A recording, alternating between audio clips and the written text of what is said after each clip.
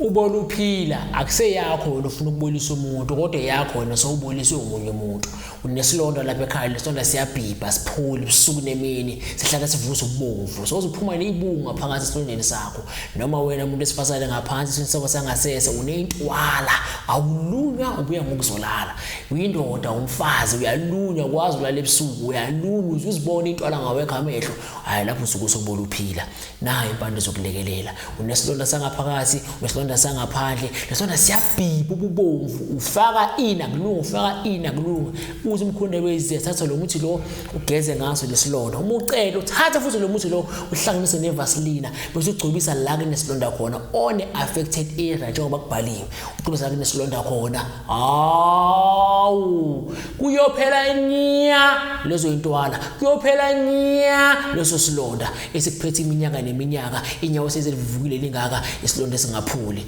umkhonde wezi ukukhumbula lapha ekhaya ayikho inkinga ngasixazululo kuze ibe inkinga kusho khona isixazululo.